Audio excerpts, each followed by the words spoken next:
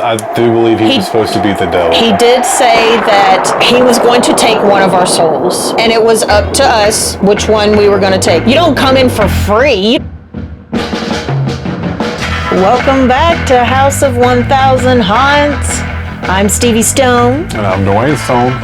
And today we have a very special 420 episode for you.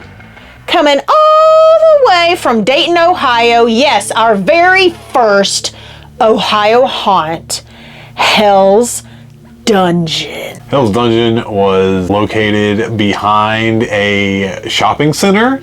Yeah. If you didn't know what you were looking for, you probably would have missed it. But it did feel like you were walking deep into a dungeon. That's right, because when you first walk up, you walk down some steps, and then you go to the left, and you go get your tickets and stuff. And I do believe the whole haunt was down those steps, like under, kind of like an underground thing. So yeah. That's what it seemed like. This was their 420/Easter Massacre Extravaganza. A different theme. We don't really see 420 haunt very often. Yeah, so it's pretty cool that we got to see a 420 haunt for our very first Ohio haunt.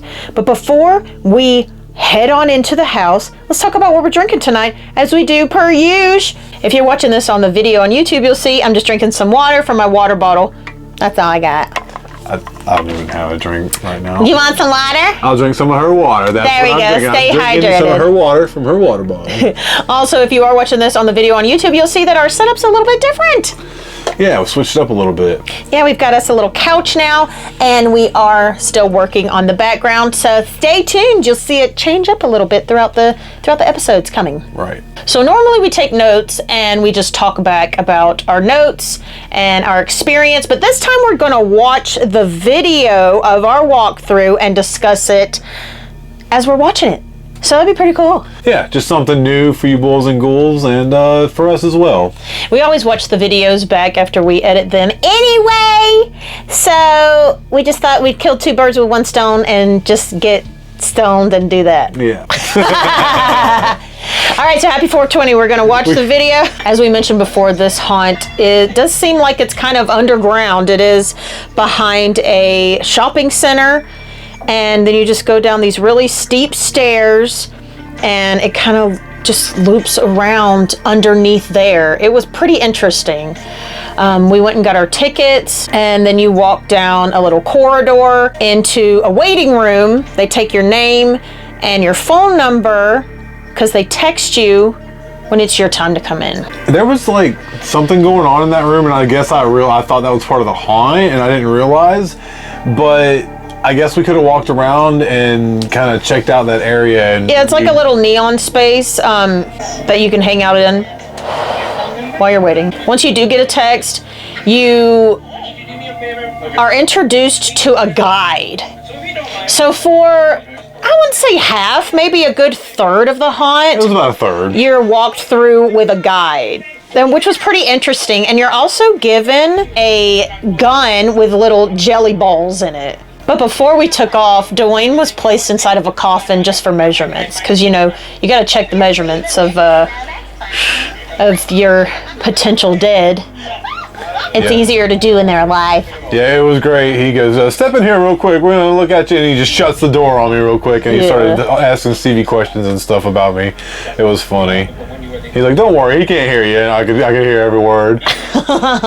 Apparently, you can get one of, I think they said there's 3 or 4 different guides. And that's awesome. And yeah, so you could end up with a different experience. Right, as with other guided haunts, yeah. Yeah. It's pretty cool. I like that. The whole theme of this haunt was that 2 rabbits, Buds Bunny and Reefer Rabbit, had taken over the haunt and are just causing mayhem around the place. And the first part, like she said, you get a little jelly gun, and he says, make sure you shoot between, you know, only in the midsection. You only shoot in the midsection, nowhere else. And only for a designated space were you allowed to shoot the haunt actors, but you could only do it from like in the torso area. So basically in the belly and then to the chest.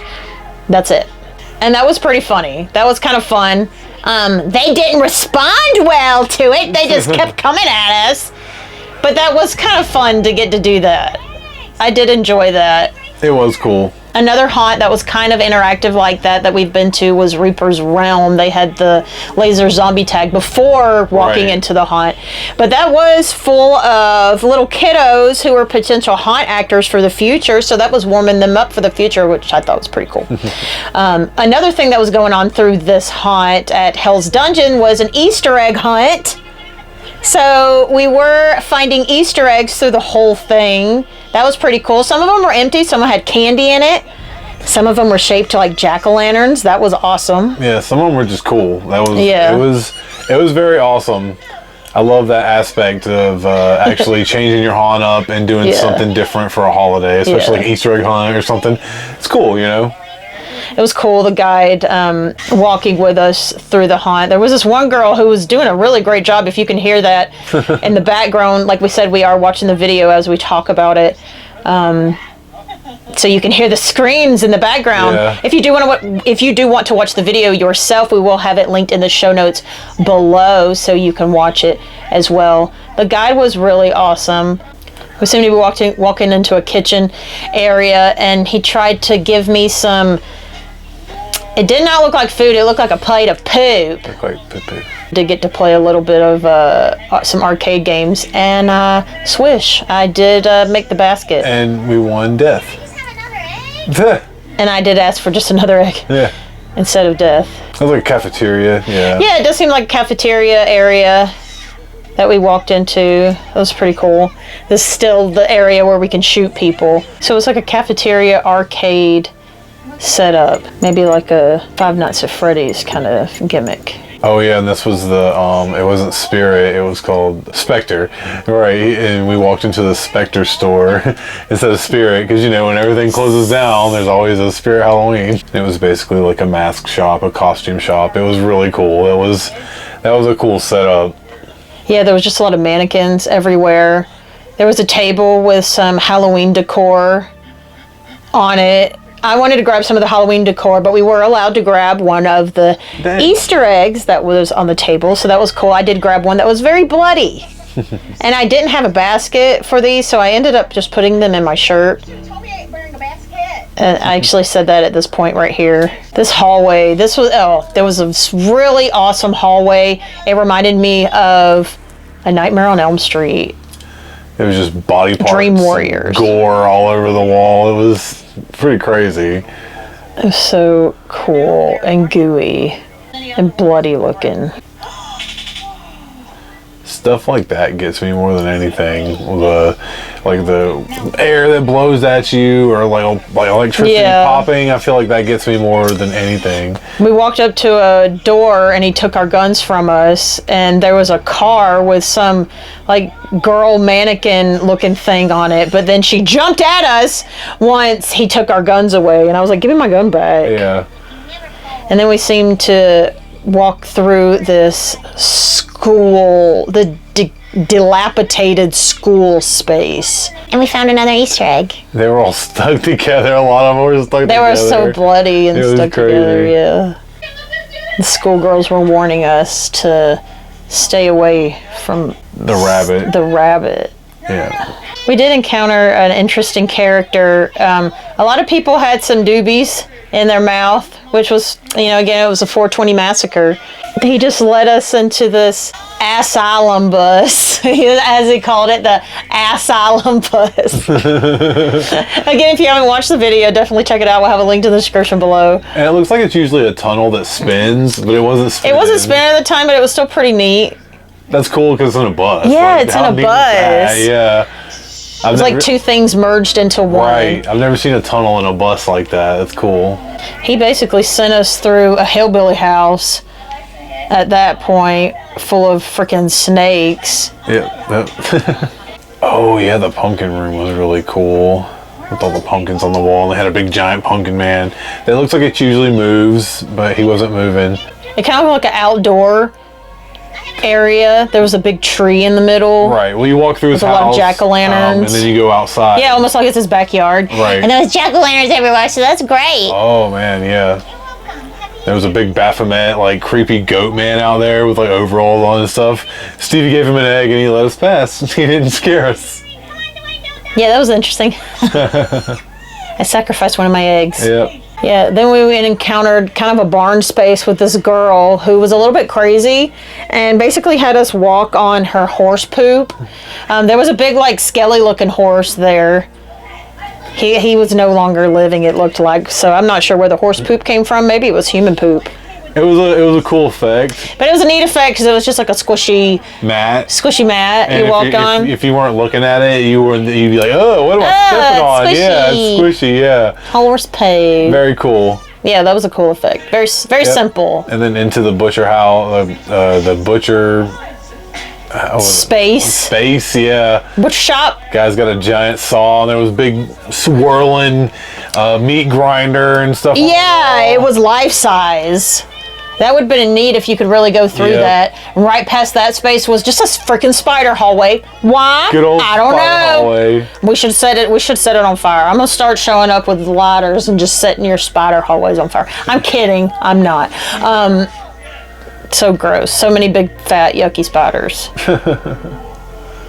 Oh, and then we encountered this guy who was chained up into the corner and he had a pig mask on. At first, he didn't say anything, and he was on the wall, and he come running at you, and he's like, please help me, and you thought he was gonna scare you, like get you, but it was like, please help me, like the whole time. Yeah, he acted like he was a victim, but was he? Right. But I did like that. How it was like, you thought at first he was gonna come after you, and he was like, oh God, I'm a victim. That was pretty good. Very cool. And I like this, you start to walk through like just a bunch of sheets with arrows on them.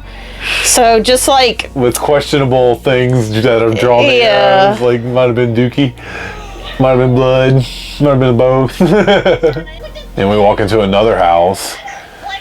Yeah, right into a living room it looks like, and they had with the a crazy box girl of pizza. from the barn.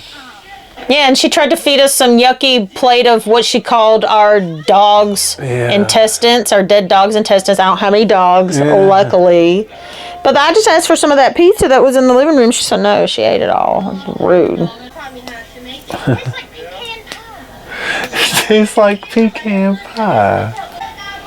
We just walked through another little house space here, it seems like. With little girls who have trashed the place.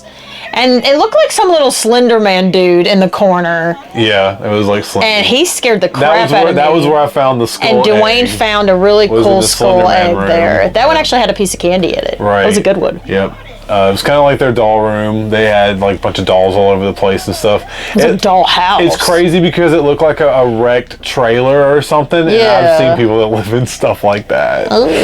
And then we walk into the asylum. We had the asylum bus. Yeah, that was the asylum. Now this is the asylum. The asylum itself. The real asylum. Yep. And it was really cool. I really dug how they utilized their space, how they decorated, just the decor and on point. So we're in the asylum in this space. We turn a corner and we just see from the darkness somebody being wheeled forward in a wheelchair, and this crazy motherfucker with some gimmick on his head, looking like Dr. Satan, staring at us. Oh, just walked past us all eerie like. And then we just proceeded to walk through the like hospital-like space with all the inmates that were running the asylum. And just the whole decor looked amazing. I loved every bit of it. It was all scary. Like even if you were to walk through with no haunt actors, it would still be scary. Yep. But the actors were great. And eventually we continue on and we run back into the Dr. Satan guy that was pushing the wheelchair. With the girl, and there's just... they attack us again. So you do see a few haunt actors, they kind of bounce around from one space to another one. And, oh yeah, and that dude was like cutting that lady's face off, man. Ooh. Yeah, so we walked into an area, a girl was laying on a table, and a surgeon was just cutting at her face. It looked really so cool. Crazy. It was really cool. It was kind of hard to look at. Yeah, it was. It was very hard. Yeah, I just noticed. Then we turn a corner, and I just move the curtain a little bit and see this really tall, thick man in the tiniest little nurse's outfit just slapping a whip over his hand. And I was like, we need to turn around. But we didn't. We proceeded and couldn't show all of that because I don't think Dwayne wants everyone to see that. But That was a fun time. I enjoyed that. He said he gets the most views, so that's exciting. Oh, yeah. I appreciate that. So as we progress through the hospital, we run into the doctor, and he tells us about all of his experiments and how proud he is of them. But the thing he's the most proud of is the freak show. And then we cut the corner, and you see neon. So I'm expecting this is the way to the freak show. And then we just started to encounter all the freaks. Yeah. And they were listening to a lot of good music. Yeah, I danced a lot in this haunt. It was 420. Yeah. So Yeah. there was a cool gimmick that I caught on camera of there was a chalk outline of someone on the ground. I thought that was pretty cool. And that led us right into the freak show, the circus area, Where we saw the ringmaster and his little mouse man. Yeah, he had a rat, an actual rat with him. That was really cool. Yeah, that was the thumbnail for the video, so that was pretty cool. Oh, and that was where we encountered Bugs Bunny. Yeah. We met Bugs Bunny. Yeah, they had freaks playing on a projector, like the old 1930s, like black and white movie. That was really cool. Yeah, I really like how they decorated the space. And then we walked in and met Charles and his museum, and that was really neat. I loved the way they decorated everything. There was a lot of detail to it. It wasn't just like black walls and you were just walking in tiny corridors. It was actually like a wider space, really. I almost wonder if like a wheelchair could have went through there. It seemed like a wider space and not just a tight, narrow area. Then we encountered this little bunny creature that introduced us to someone named Timmy. And I accidentally broke his head off. I didn't mean to.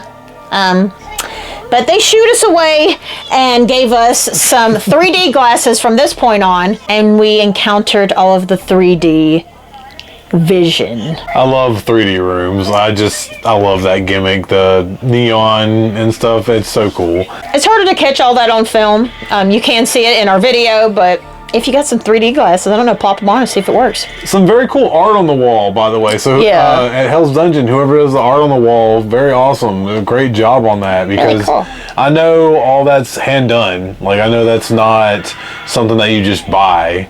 Big decals you stick on the wall. Right. Most of the time. Maybe. I've seen stuff that looks like blacklight posters, but I've also can tell whenever it's hand drawn as well.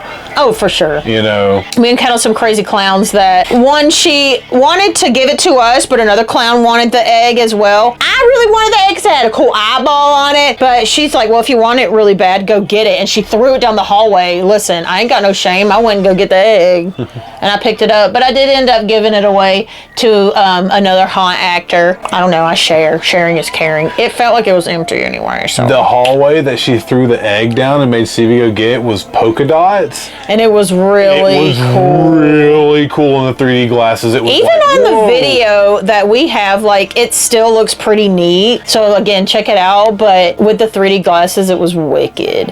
And from there, it led into that fuzzy area that you normally see, the neon, like, hairy area. But we saw a hand sticking through it, and they had a really big doobie. Yep, and they reached for it, and I reached for it, and he said, nope, and took it from me. And it was great. And then it looped around, and then we ended up meeting that character. He had some really long green dreads, and his doobie with a big old hammer. And he had a really cool, awesome neon space. I really love this space. I love when they do the makeup to where it pops out with their 3D glasses as well. Yeah. And those spaces is so good. So much fun. Yes, very cool. And then we ended up going through what is typically a swampy area, but I guess this time it was like a 420 area because it was green lights and smoky. It was great.